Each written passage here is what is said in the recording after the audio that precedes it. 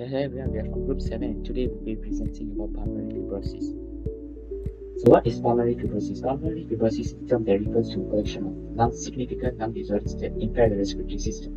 The lung tissue scars and thickens as a result of pulmonary fibrosis. It mostly affects the lungs' connective tissue as well as the elderly. So one of the types of pulmonary fibrosis is idiopathic pulmonary fibrosis, which is a disorder that occurs with an unknown cause. So mostly the lung damage cannot be reversed, but there are certain medications and therapies that can assist to alleviate symptoms. So what are the symptoms of pulmonary fibrosis? So there are four, which are shortness of breath, coughing, appetite loss, and chest discomfort. So what are the causes of pulmonary fibrosis? The first is occupational and environmental factors. Next is the diseases that involve connective tissue. Moving on, we have radiation treatment on chest and hypersensitivity pneumonitis, and last but not least is the smoking cigarette. So for method for diagnosis, particularly for pulmonary fibrosis, there are two, which are imaging and non-imaging. So for the imaging part, we chose three, which is X-ray, HRCT, and echocardiogram. And X-ray will reveal the scar tissue that is carried of pulmonary fibrosis, and it could be valuable for tracking the disease progression. HRCT will be very useful in determining the degree of pulmonary fibrosis lung damage. Next is the non-imaging diagnosis, where we have chosen biopsy and pharmacological agents. So biopsy is done through a bronchoscope, where they'll take a small tissue, extract a small tissue sample, and then the biopsy is examined in a laboratory to diagnose pulmonary fibrosis.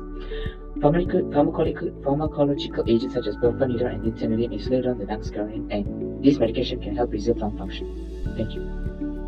Hi, I'm Prasan, so I'll be presenting the imaging modality to diagnose the pulmonary fibrosis and the reason why. So our disease will be choosing the high resolution computed tomography, also known as HRCT. It's a non-invasive imaging procedure that uses X-ray and also advanced computer technology to produce image known as slices. So the reason why is because it can produce a thinner slice compared to a commercial CT scan. So therefore, it will be easier to differentiate the disease with a UIP pattern and a non-UIP pattern.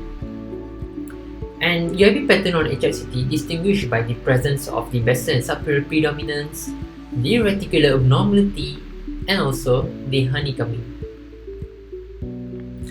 And another strong reason to support this statement is four prominent societies have established three radiology patterns of IPF, idiopathic pulmonary fibrosis, that can present in HRCT. So this clearly shows the importance of HRCT in diagnosing the pulmonary fibrosis. Hello doctor, my name is Kavyalasu and I'm going to talk about imaging technique. Let's have a look at the technological prerequisites for HRCT. The first one is volumetric acquisition and the second one is thin section reconstruction. It enhances both the detection of ancillary abnormalities, which is the lung nodules, and the characterization of patchy interstitial lung disease. Volumetric acquisition provides clearer distinction between honeycombing and traction from bronchiectasis. The first HRCT technique is collimation. Narrow collimation is required to attain maximal spatial resolution, which is done using axial approach. 1 to 2 mm collimation is used every 10 to 20 mm throughout the thorax. This reduces the patient's radiation exposure. The second technique would be expiratory scanning. This is a requirement of all HRCT scanning techniques. This is essential for the evaluation of a variety of different diffuse lung illness. Static approach, lateral distributed CT, or dynamic expiratory HRCT can be used. The third one would be prone imaging. Sequential spaced acquisition is preferred over a volumetric acquisition in a view of a reduction in the radiation dose that the patient is exposed to. The slice gap would be 2 to 4 centimeters. No intravenous contrast is required, and during the post-processing, high spatial frequency or sharpening algorithm will happen. That's all from me. Thank you. Hi, my name is Marsha and I'll be talking about the condition and restrictions of patient that should be considered during the imaging process. So for the HRCT imaging, there are two main conditions or restrictions that should be considered before the patient undergoes it. And the first one being that the higher radiation dosage exposure. This is because HRCT imaging has a higher radiation dosage compared to a normal routine chest scan. It can exceed the radiation dosage of a chest radiography by 100 times. And usually for to counteract this, for younger patients, a fourth of the dosage is used to reduce the dosage exposure.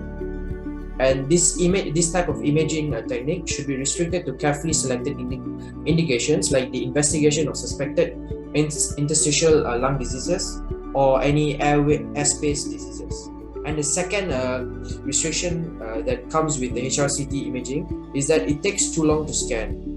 And the And in order to get an optimum volumetric HRCT acquisition is achieved when the patient holds their breath throughout the scan. And most of the times, patients can't hold their breath throughout the scan as it takes too long. And these are the two main restrictions that should be considered when the patient undergoes HRCT scan. Thank you. Hello everyone, I'm Lakendra and I'm going to talk about drawbacks of weakness in current biomedical imaging technology and techniques. Some of the biomedical technique can cause a slight amount of drawbacks or side effect for very few patients, not for all. CT scan.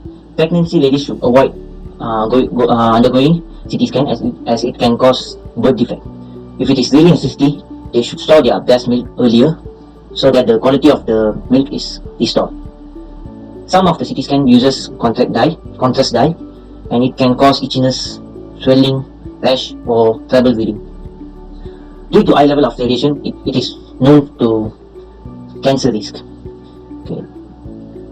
Let's move to X-ray. Same as CT scan, due to high level of radiation, it can cause damage to a person's DNA and eventually leads to cancer.